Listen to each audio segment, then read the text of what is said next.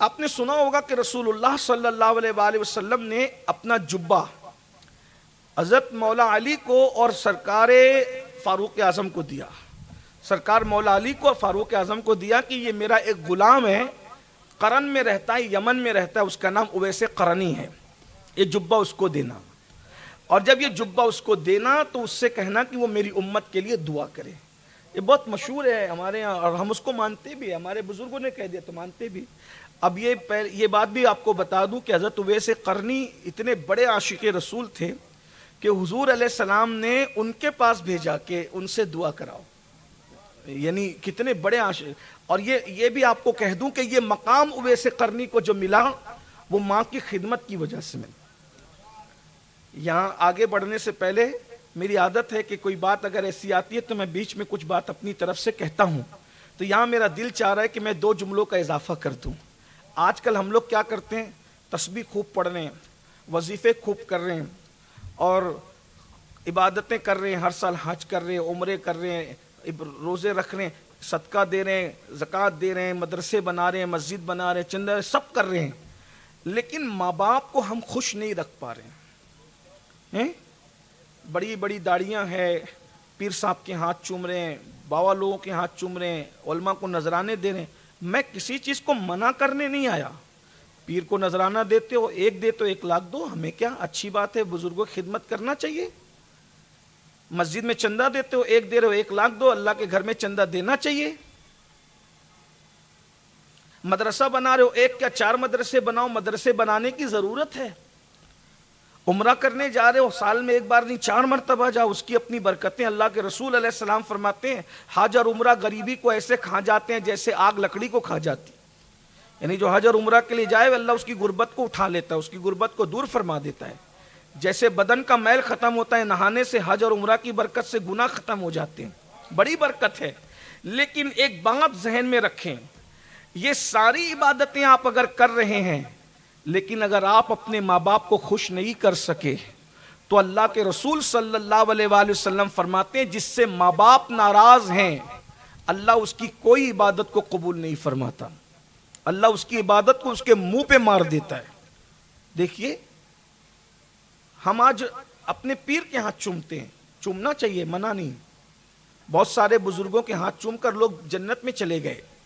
ایک ظالم بادشاہ کو کسی نے مرنے کے بعد خواب میں دیکھا کہ وہ جنت کے باغوں میں ٹہل رہا ہے تو کہا ظالم تو کدھر آیا؟ تو کہا میں نے امام حسن بصری جیسے بزرگوں کے ہاتھ چومے، اسی کی برکت سے اللہ نے مجھے جنت عطا کر دی. میں منع کرنے، میری بات کو غلط رنگ نہیں دینا، میں منع کرنے نہیں آیا. آپ پیر کے ہاتھ چوم رہے ہو اچھی بات ہے، سیدوں کے ہاتھ چوم رہے اچھی بات ہے، علماء کے ہاتھ چوم رہے اچھی بات ہے، لیکن مجھے بتاؤ کہ آپ اپنے ماں باپ کے بھی ایسے ہی ہاتھ چومتے ہو عقیدت سے جیسے اپنے پیروں کے چومتے ہو؟ اگر ماں باپ کے بھی ایسے ہی ہاتھ چومتے ہو تو پیروں کے ہاتھ چومنا تمہیں فائدہ دے گا، سیدوں کے ہاتھ چومنا تمہیں فائدہ دے گا، علماء کے ہاتھ چومنا تمہیں فائدہ دے گا، بزرگوں کے مزار کی چادر چومنا تمہیں فائدہ دے گا. لیکن اگر ماں باپ کو گھر میں آنکھ دکھاتے ہو اور اس کے بعد چادریں چومتے ہو تو تمہیں جہنم کا ایندھن بنا دیا جائے گا، جہنم کا کتا بنا کر جہنم میں داخل کیا جائے گا. آپ کیا سمجھتے ہو؟ اللہ کے رسول صلی اللہ علیہ وآلہ وسلم فرماتے ہیں یہ چومنا وومنا تو یہ اپنی جگہ ہے میرے بھائی. اللہ کے رسول فرماتے ہیں اگر کوئی بندہ شہید بھی ہو جائے، شہید کی شان یہ ہے ادھر بندہ شہید ہوتا ہے ادھر اس کو جنت میں داخل کر دیا جاتا ہے، مگر میرے آقا ارشاد فرماتے ہیں 2 شہیدوں کو جنت میں نہیں ڈالا جاتا. ایک وہ شہید جس کا قرضہ باقی ہے اس کو جنت سے روک دیا جاتا ہے، اور دوسرا وہ شہید جس سے ماں باپ ناراض ہے اللہ اس کو بھی جنت سے روک دیتا ہے. جب شہادت کے بعد جنت نہیں مل سکتی، جب شہادت کے بعد جنت نہیں مل سکتی ماں باپ کا دل دکھانے والوں کو، تو چوما چاٹی سے کیسے جنت ملے گی؟ راجکوٹ والوں ناراض نہیں ہونا، اور اگر آپ ناراض بھی ہو تو مجھے کوئی فرق اس کا نہیں پڑے گا. زیادہ سے زیادہ یہی ہوگا دوسری مرتبہ آپ کے درمیان آپ تقریر کرنے نہیں بلائیں گے، لیکن اللہ کی قسم تقریر ہمارا پیشہ ہی نہیں ہے. یہ تقریر تو ہم بطور عبادت کرتے ہیں. آپ نہ بلائیں گے، کوئی دیہات میں تو تقریر کا موقع ملے گا، لیکن حق بات کہنی چاہیے. بھائی جب شہید ہو کر کے ماں باپ کا دل دکھانے، آپ ذرا اندازہ کیجئے. آپ نے غریب نواز کی محفل رکھی، حضور غریب نواز کا فرمان سنے. غریب نواز کہتے ہیں میں نے اپنے پیر سے سنا. خواجہ عثمان ہرونی کہتے ہیں میں نے اپنے پیر سے سنا. وہ کہتے ہیں میں نے اپنے پیر سے سنا. کیا سنا؟ رسول اللہ کی حدیث ہے قیامت کے دن ایک بندہ لایا جائے گا، نوجوانوں کی خاص توجہ، قیامت کے دن ایک بندہ لایا جائے گا جس کی نیکیاں پہاڑوں کی طرح ہوگی، پہاڑوں جیسی نیکیاں ہوگی، اور اس کی نیکیوں سے میزان عمل بھر جائے گا۔ اس اپنی نیکیاں دیکھ کر وہ خوش ہو رہا ہوگا کہ میں نے کتنی نیکیاں کی کہ پورا میزان بھر گیا۔ ایسے میں بس عنقریب اس کو جنت میں جانے کا ایسا لگتا ہے کہ اشارہ ہوگا، لیکن اسی وقت میں کاغذ کا ایک چھوٹا سا ٹکڑا اس کے گناہ کے پلڑے میں گرے گا، گناہ کے پلڑے میں، اور اس کی ساری زندگی کی نیکی ہلکی ہو جائے گی اور گناہ کا پلڑا بھاری ہو جائے گا، اور حکم ہوگا اس ظالم کو منہ کے بل گھسیٹتے ہوئے جہنم میں لے جاؤ۔ وہ کہے گا میں جہنم میں تو جاتا ہوں، لیکن مجھے بتایا جائے کہ اس چھوٹے سے کاغذ کے ٹکڑے میں لکھا کیا تھا جس کی وجہ سے میری ساری زندگی کی نیکی ہلکی ہو گئی۔ غریب نواز ارشاد فرماتے ہیں اس کو جواب آئے گا، تو نے صرف ایک مرتبہ ایک بار تو نے چلا کر اپنی ماں سے یا اپنے باپ سے بات کیا تھا، یہ ایک گناہ نے تیری ساری زندگی کی نیکی کو ہلکا کر دیا۔ صرف چلا کر اونچی آواز سے ماں باپ سے بات کرنا پوری زندگی کی نیکی کو ہلکا کر دیتا ہے۔ آج کل کے لڑکوں کو دیکھیں، آج کل کی لڑکیوں کو دیکھیں، آج کل کے بچے تو ماں کو ماں ہی نہیں سمجھتے، باپ کو باپ ہی نہیں سمجھتے۔ ماں کی دعا سے چور ولی بنے، شرابی ولی بنے، جواری ولی بنے، ڈاکو ولی بنے، ماں کی دعا سے۔ ٹائم ہوتا تو میں عرض کرتا، میرا عنوان وہ نہیں۔ اور ماں کی دعا سے ولیوں کو بھی پیٹ دیا گیا، مارا گیا، ان کو پٹائی کی گئی، ان کی ولیوں کی پٹائی کی گئی ماں کی بد دعا کی وجہ سے۔ یعنی ماں اگر بد دعا دے دے تو ولی بھی بچ نہیں سکتا۔ ماں اگر بد دعا دے تو ماں کی بد دعا ولی کو بھی برباد کر کے رکھتی ہے۔ آپ کیا سمجھتے ہیں؟ میں حدیث پڑھوں آپ کے سامنے تاکہ آپ کی آنکھ کھلے۔ آج کل کوئی لڑکی پسند آ گئی، گھنٹوں اس سے باتیں ہو رہی ہے، ماں باپ 24 گھنٹہ انتظار میں رہتے میرا بیٹا میری خیریت تو پوچھے۔ آج کل کے بچوں کو ماں باپ کی خیریت پوچھنے کا ٹائم نہیں ہے، کاروبار میں بزنس میں اتنے مصروف ہے کہ ماں باپ کی خیریت پوچھنے کا ٹائم نہیں۔ اگر کسی پکنک پر جائیں گے، کسی پارٹی میں جائیں گے، کسی ہوٹل میں جائیں گے، ہر دوست تو کہتا ہے کہ میں بل دوں گا، میں بل دوں گا، میں بل دوں گا۔ دوستوں کے لیے بل دینے کے لیے ہر بندہ تیار ہے، اور اگر ماں باپ ہاسپٹل میں ایڈمٹ ہو تو 4 بھائی ہے تو 4 میں جھگڑا ہوتا ہے، تیری ماں نہیں ہے تو بل دے، تیرا باپ نہیں ہے تو بل دے۔ یعنی دوستوں پہ خرچہ کرنے کے لیے ہر بندہ تیار ہے، اور ماں باپ پہ خرچہ کرنے کے لیے تو دے اور تو دے۔ اللہ کے رسول علیہ السلام فرماتے ہیں جب دیکھو کہ لوگ دوستوں پہ شوق سے خرچہ کرے اور ماں باپ پر دل تنگ کرے تو سمجھنا کہ قیامت قریب آ گئی ہے۔ یہ قیامت کی نشانیوں میں سے نشانی ہے۔ دوستوں پہ بھی خرچہ کرو، منع نہیں ہے، ہمارے مذہب میں تو کتے کو پانی پلانے پہ بھی جنت ملتی ہے، دوست تو بہت بڑی چیز ہے، لیکن یہ کون سا قانون ہے کہ دوستوں پہ خرچہ ہو رہا ہے اور ماں باپ ترس رہے ہیں؟